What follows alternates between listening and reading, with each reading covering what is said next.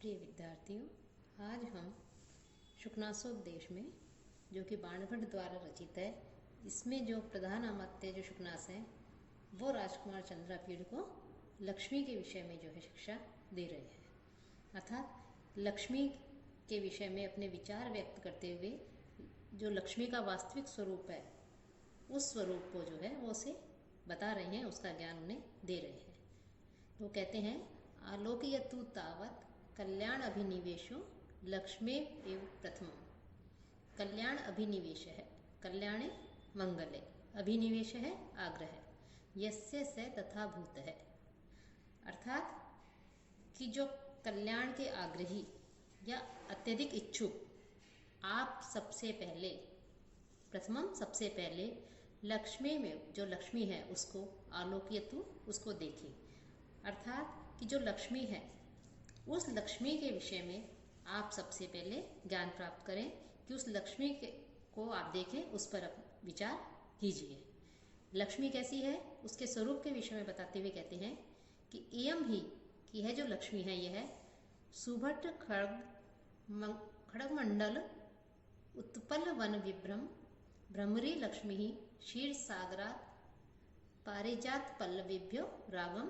अर्थात इयम ही कि है जो लक्ष्मी है, यह सुभट अर्थात निपुण जो योद्धा हैं, उन योद्धाओं के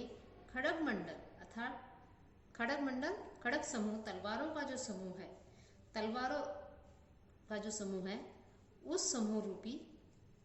उत्पल वन, जो कमल वन है, उस कमल वन में विभ्रम विचरण करने वाली भ्रमरी की भ्रमरी के समान। कि लक्ष्मी कैसी है कि निपुण योद्धा जो है, उन निपुण योद्धाओं के जो रूपी जो कमल वन है, तलवारों रूपी जो कमल वन है, उस कमल वन में भ्रमण करने वाली या विलास करने वाली जो ये भ्रमरी है, यह भ्रमरी विचरण करने वाली भ्रमरी, यह लक्ष्मी क्षीर सागरात, क्षीर सागर से, कि जो क्षीर सागर को भगवान जो विष्णु हैं उनका शयन स्थान बताया गया है। तो यह लक्ष्मी जो है क्षीर सागर में रहने के कारण पारिजात पल्लविभ्यो, कि जो पारिजात के पल्लव हैं, पारिजात जो पुष्प है, उस पुष्प के जो पल्लव हैं, उन पल्लवों से रागम, राग को ग्रहण किया। राग अर्थात लालिमा या आसक्ति, कि विषयोपभोगों के प्रति आसक्ति। किस लक्ष्मी ने जो है क्षीर सागर में रहने के कारण, क्षीर सागर में किसके साथ पारिजात जो पल्लव हैं, उन पल्लवों से राग अर्थात लालिमा या आसक्ति को जो है प्राप्त किया। इंदु शक्ला, और जो इंदु शक्ल है, जो चंद्रमा की जो कला है, उस कला से अत्यधिक वक्रता, कुटिलता को या प्रतिकूलता को इसने प्राप्त किया। कि चंद्रमा की जो कला है उस कला से इसने कुटिलता को या प्रतिकूलता को प्राप्त किया। उच्च ही श्रव से है, जो उच्च ही श्रवा नामक जो अश्व है, उस अश्व से चंचलता को प्राप्त किया। कालकूटान, ये कालकूट जो विष है, उस विष से मोहन शक्ति, मोहन अर्थात वश में करने की शक्ति को, या जो उसे मदहोश करने की, बेहोश करने की शक्ति को जो है इसने, लक्ष्मी ने प्राप्त किया। अर्थात संपत्ति आदि आने पर व्यक्ति जो है अत्यधिक आसक्त हो जाता है विषयों के प्रति, उन विषयों के प्रति आकृष्ट हो जाता है, उनके वश में हो जाता है। और मदिरा या मदम, और जो मदिरा है उस मदिरा से मद को प्राप्त किया, अर्थात घमंड या दूसरे अर्थ में नशे को प्राप्त किया, मद को प्राप्त किया। कौस्तुभ, कौस्तुभ मणि है, और जो कौस्तुभ जो मणि है, उस कौस्तुभ मणि से नैष्ठुर्यम, की जो निष्ठुरता है, निर्दयता है, कठोरता है, इनको जो है इत्येता ने, इन सबको सहवास परिचय वशात, कि सहवास परिचय वशात, कि साथ में रहने के कारण, कि अत्यधिक समय तक परिचयवश जो स्नेह उत्पन्न हो गया था, उन स्नेह के कारण विरह विनोद चिन्हानी, और उसके विरह से के कारण इनको अपने पहचान के रूप में, इनको अपने साथ में लेती हुई मानो ग्रहित्वा, साथ में लेकर के यह लक्ष्मी जो है उद्गता, क्षीर सागर से मानो बाहर निकली है। यह लक्ष्मी भ्रमरी के समान लक्ष्मी मानो पारिजात के जो नए पत्ते हैं, उन पत्तों से लालिमा या अनुराग को प्राप्त किया, चंद्रखंड से अत्यंत कुटिलता को उच्चैःश्रवा जो अश्व है उससे चंचलता को, और कालकूट जो विषय है उससे मूर्छित करने की शक्ति या वशीकरण करने की शक्ति प्राप्त करके मदिरा से मादकता या अभिमान करने की शक्ति, और कौस्तुभ मणि जो अत्यधिक कठोर होती है उससे कठोरता रूपी जो चिन्ह है, इन चिन्हों को एक साथ रहने के कारण परिचयवश, अब ये उसका वियोग दूर क्योंकि लक्ष्मी क्षीर सागर से बाहर आई है तो ये सब उसके साथ रह रहे, एक साथ रह रहे थे क्षीर सागर में, तो अब वियोग दूर करने वाले थे ये, तो उनके चिन्ह के रूप में, पहचान के चिन्ह के रूप में जो है उनको साथ लेकर के क्षीर सागर से जो है लक्ष्मी बाहर निकली थी, कि इन सबको साथ में लेकर के लक्ष्मी बाहर आई। अर्थात कि जब समुद्र मंथन किया गया तो समुद्र मंथन से 14 रत्नों की उत्पत्ति हुई, और उन 14 रत्नों में एक रत्न लक्ष्मी भी थी, और अपने प्रियजनों से अलग होने पर, अर्थात समुद्र में ही रहने वाले जो ये कालकूट आदि जो विष आदि थे, अन्य जो उसके लिए बताए गए हैं, जो पारिजात जो पल्लव हैं, चंद्रकला की कला है, कालकूट विष है, उच्चैःश्रवा नामक अश्व है, कौस्तुभ मणि है, तो इन सभी से अलग होने पर स्मृति के रूप में कुछ वस्तुएं अपने पास रख करके जो है वो लेकर के वहां से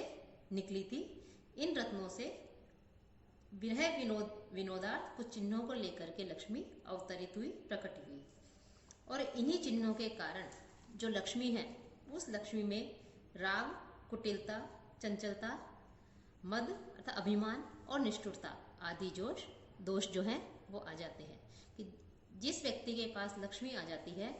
उसमें जो है ये सारे दोष स्वतः ही उसके अंदर भी आ जाते हैं। तो विरह के रूप में जो है, विरह के चिन्ह के रूप में इन सबको साथ लेकर के लक्ष्मी माँ से प्रकट हुई, अर्थात समुद्र से बाहर निकली। नहीं एवं विधम परम अपरिचितम यह जगति किंचित अस्ति, कि यह जो जगत है, यह जो संसार है, इस संसार में ऐसी कोई भी अपरिचित अर्थात परिचय की उपेक्षा करने वाली वस्तु नहीं है, जैसा कि यह लक्ष्मी है। यथा इयम अनार्या, जैसी कि यह दुष्ट स्वभाव वाली लक्ष्मी है, कि संसार में ऐसी कोई वस्तु अपरिचित नहीं है जैसी कि यह दुष्ट स्वभाव वाली लक्ष्मी है, कि नीच प्रकृति वाली, दुष्ट प्रकृति वाली यह लक्ष्मी है। और यह लक्ष्मी जो है ये क्या करती है, लब्ध्वा अपि खलु दुखेन परिपाल्यते, लब्ध्वा अपि, यदि लक्ष्मी जो है किसी प्रकार से प्राप्त हो जाए, लक्ष्मी को किसी प्रकार से प्राप्त कर लिया जाए, तो प्राप्त करने के पश्चात भी यह क्या करती है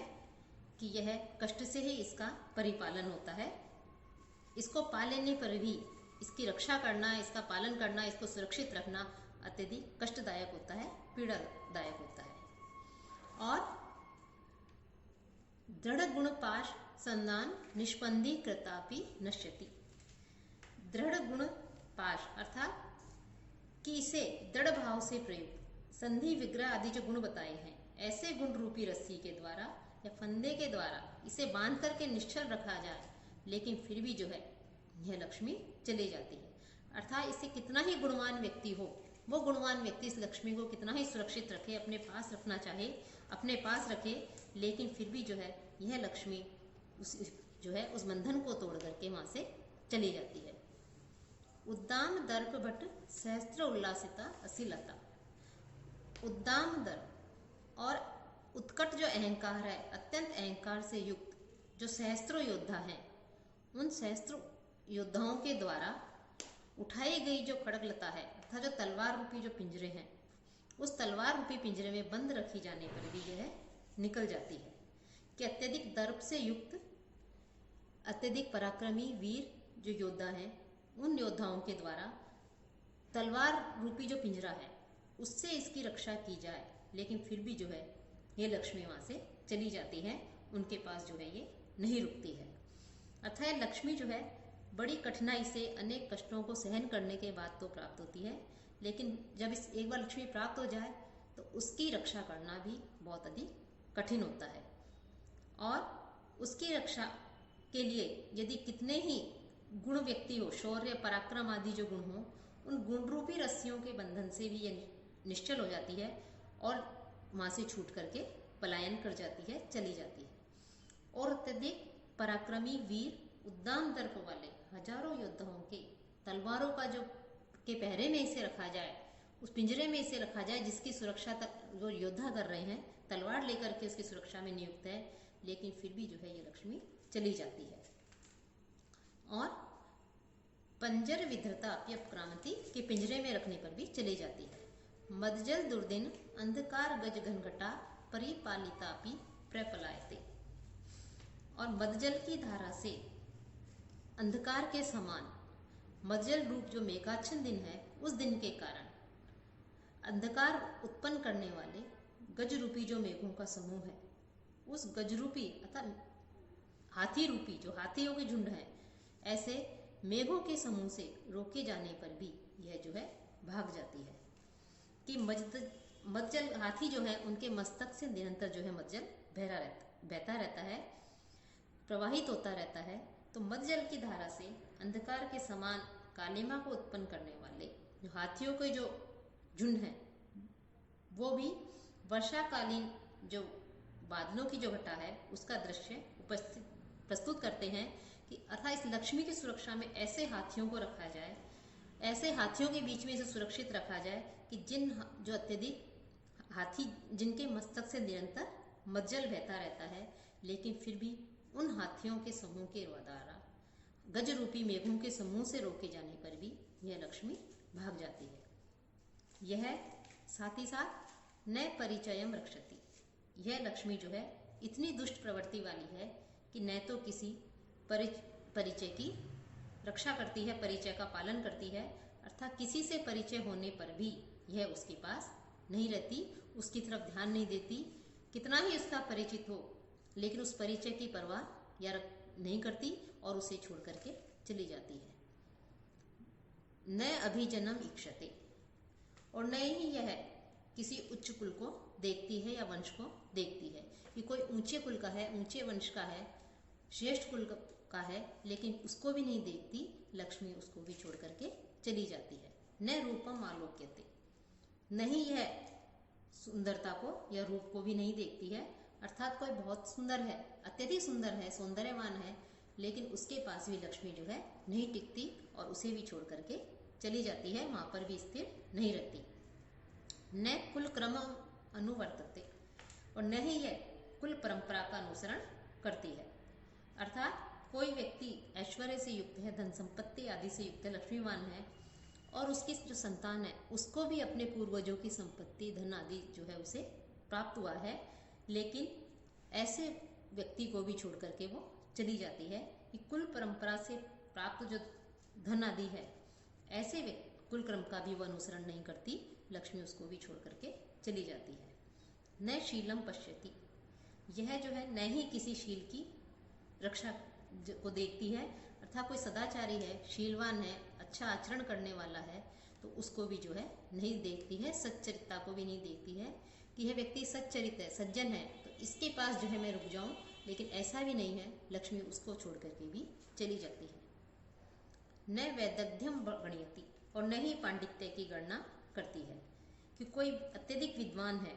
उस विद्वान व्यक्ति का भी लक्ष्मी सम्मान नहीं करती कि उसका सम्मान करते हुए उसके पास में स्थिर रहे, लेकिन लक्ष्मी चंचल है, वो उस विद्वान व्यक्ति को भी छोड़ करके चली जाती है, उसके सम्मान का भी ध्यान नहीं रखती। न श्रुतम आकर्ण्यति, और यह लक्ष्मी न तो शास्त्र को सुनती है, शास्त्र को भी यह लक्ष्मी नहीं सुनती है, शास्त्र का भी आदर नहीं करती है, न यह धर्म को मानती है, न धर्मम अनुरुध्यते, कि यह धर्म को भी लक्ष्मी जो है यह नहीं मानती है, धर्माचरण से हीन, अर्थात जो व्यक्ति शास्त्रीय ज्ञान से रहित है और धर्माचरण से हीन है, उस व्यक्ति के पास भी लक्ष्मी रह सकती है, लेकिन कोई विद्वान है और जो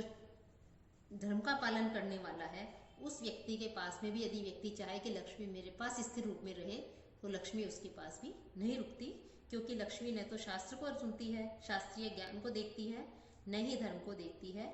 कि इसके लिए तो किसी भी व्यक्ति का शास्त्रज्ञ एवं धर्मशील होना, धर्म के आचरण करना, धर्म के मार्ग पर चलना आवश्यक नहीं है, यह उसको भी नहीं देखती है। न त्यागम आद्रियते, यह लक्ष्मी न ही त्याग का आदर करती है, न विशेषज्ञता विचारेती, न ही किसी विशेषज्ञता का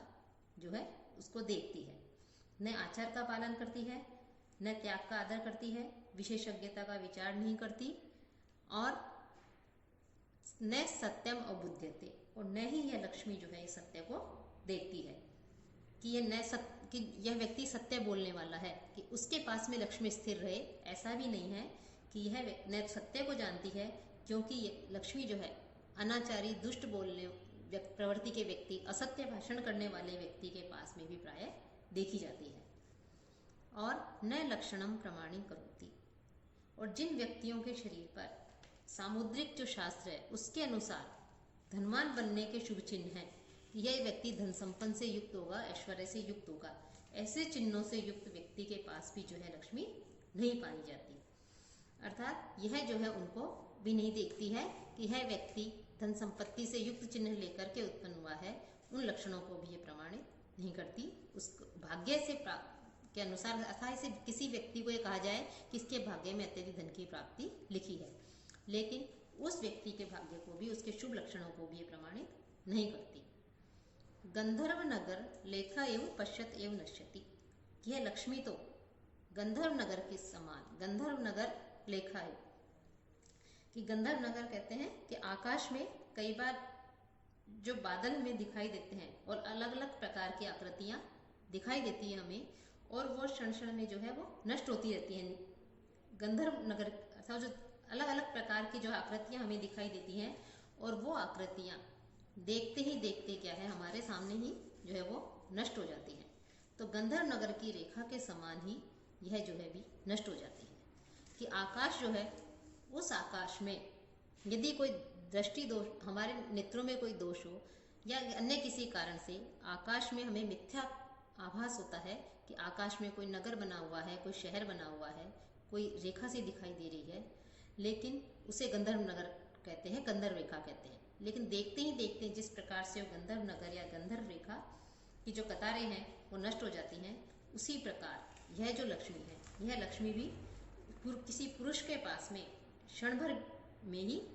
तो रहती है, और अगले ही क्षण जो है उसे छोड़ करके चली जाती है, क्षण भर में ही यह नष्ट हो जाती है। अर्थात यह जो लक्ष्मी है यह असद वस्तु के समान मनुष्य के साथ में